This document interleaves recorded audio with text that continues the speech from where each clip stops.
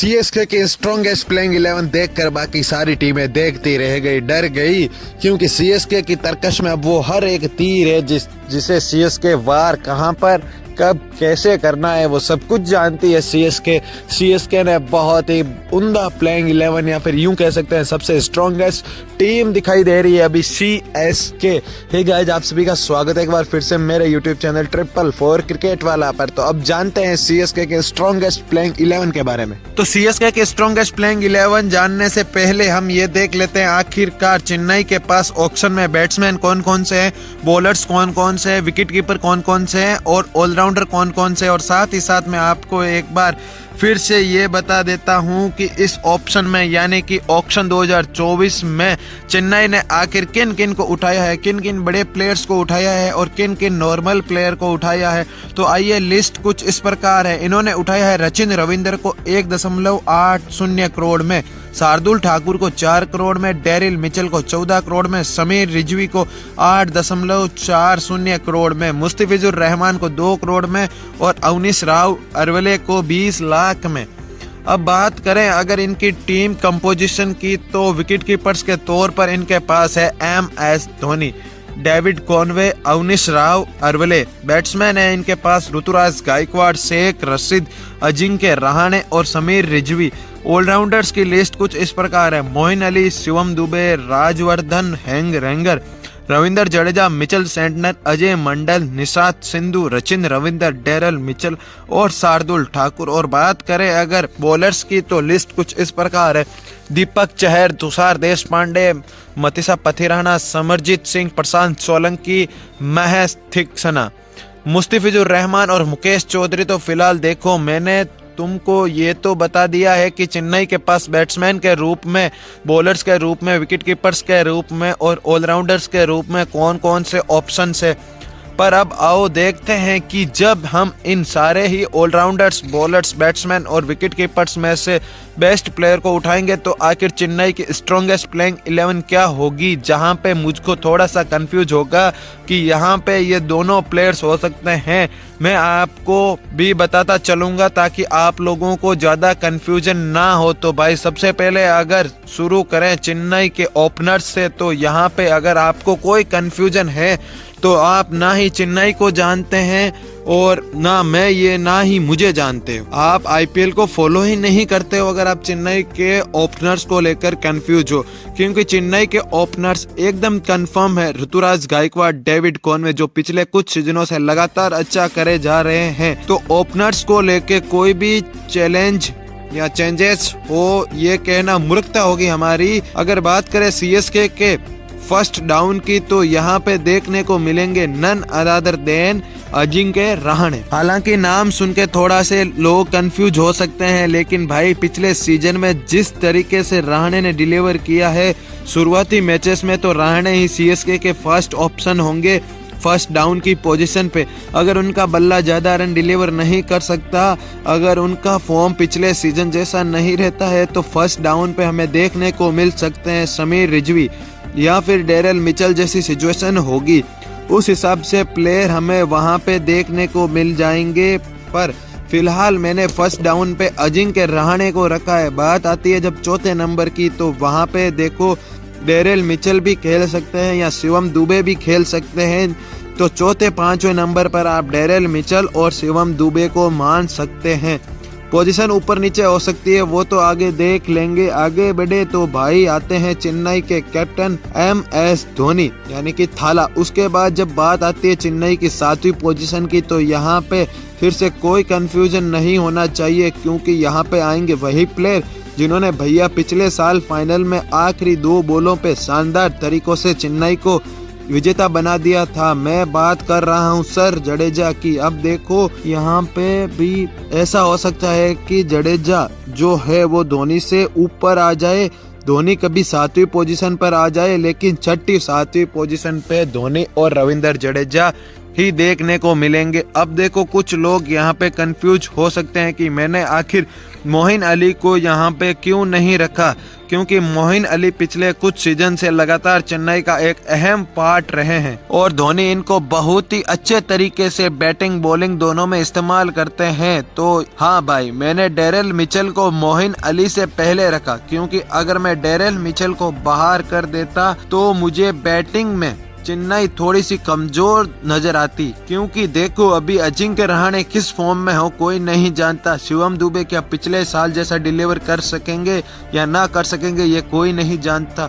उसके बाद धोनी भी उतने अच्छे फॉर्म में हो जैसे वो एक वक्त हुआ करते थे, वैसे ही वो ज्यादा बोले खेलने नहीं आते, जडेजा को ऊपर भेज देते हैं। इसीलिए हमें कोई ऐसा प्लेयर चाहिए था जिसपे हम आंख बंद करके भरोसा कर सकें कि भाई इसका वक्त चल रहा है, इसका फॉर्म अच्छा चल रहा है। क्योंकि मोइन अली का जो वक्त है वो तो बहुत ही बुरा चल रहा है। बॉलिंग में भी एल लगे हुए हैं और बैटिंग में किसी भी परफॉर्म में कुछ नहीं उखाड़ पा रहे हैं मोइन अली। इसलिए मैंने मोइन अली को थोड़ा सा किनारे रखा है, लेकिन मैं जानता हूं कि बहुत बार ऐसा होगा जो धोनी है वो मोइन अली को टीम में शामिल करे, क्योंकि धोनी को ना स्पिनर्स बहुत पसंद है। तो ऐसा हो सकता है कि मोइन अली और डेनियल मिचेल के बीच लगातार अदला बदली चलती रहे।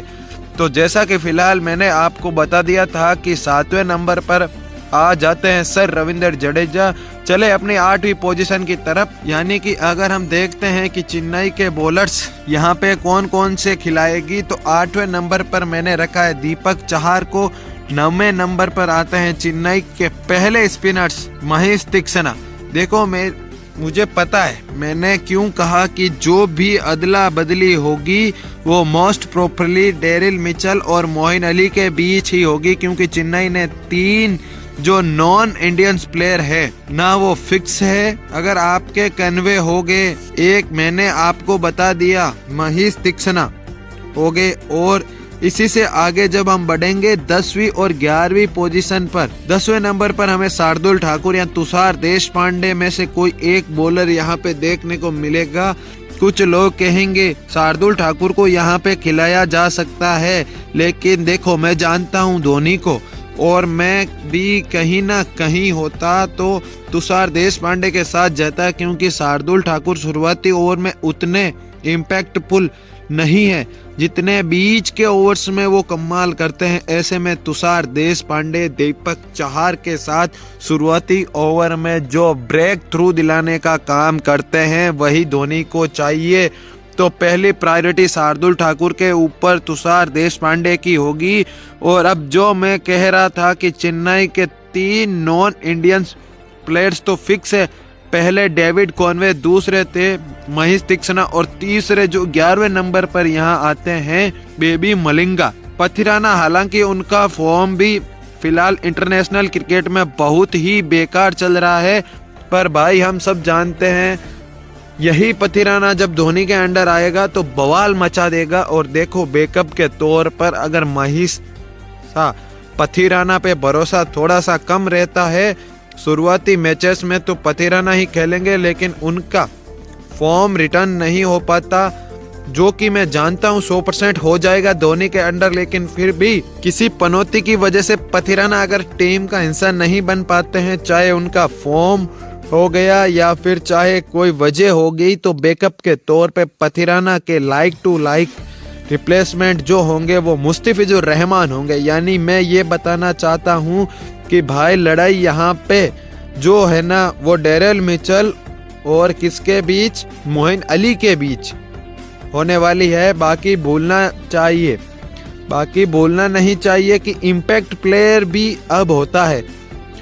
तो जो समीर रिजवी है वो यहाँ पे हमें इम्पैक्ट प्लेयर के तौर पर देखने को मिल सकते हैं, जो बैटिंग को थोड़ी सी स्ट्रॉन्ग करेंगे। क्योंकि मैंने कहा था बॉलिंग थोड़ी सी कमजोर है, तो अगर मोइन अली को खिलाते हैं तो इम्पैक्ट प्लेयर के तौर पे, या फिर डेनियल मिचेल भी खेलते हैं तो इम्पैक्ट प्लेयर के तौर पर जो समीर रिजवी है वो पिच पर आके हाथ बटा सकते हैं।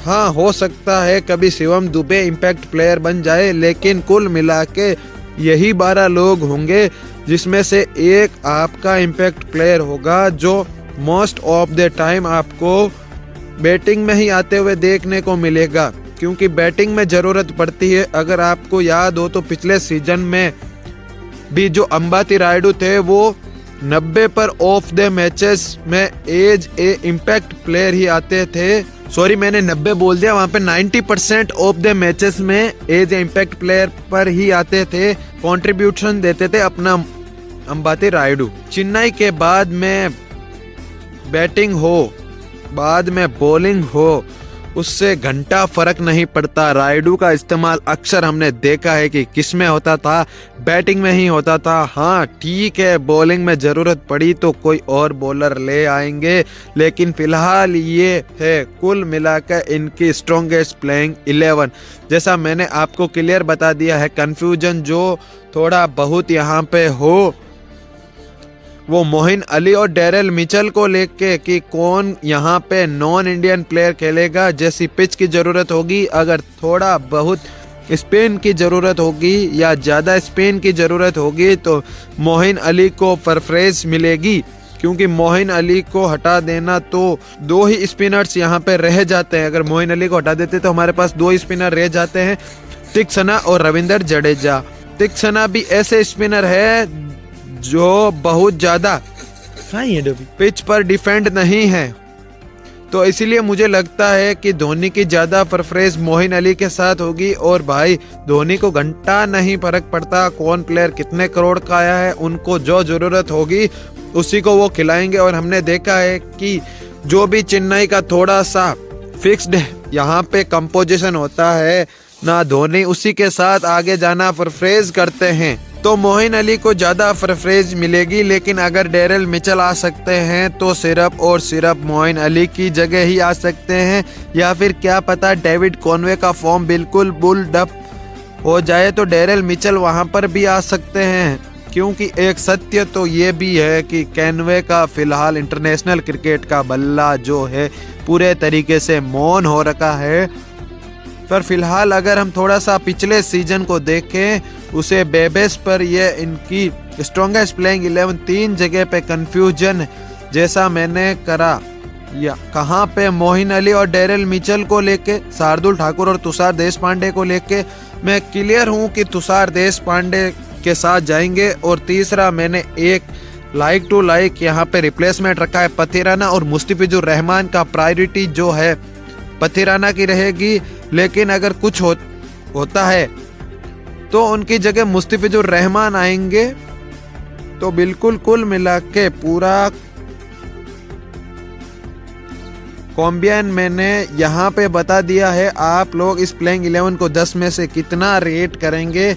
ऑनेस्टली बेकार में 0 दे देने का या 10 दे देने का ये वाला खेल मत करिएगा। ऑनेस्टली एक क्रिकेटिंग माइंड यूज करके आप 10 में से कितने पॉइंट यहाँ पे देना चाहते हैं कमेंट सेक्शन में मेंशन कर दीजिएगा। और उसी के साथ साथ कहीं भी आपको लगता है कि ये नहीं ये होना चाहिए तो अपनी राय वो भी कमेंट में जरूर दीजिएगा। बाकी वीडियो पसंद आए तो लाइक कर दीजिएगा नेक्स्ट वीडियो में। तब तक के लिए जय हिंद, धन्यवाद आप सभी का।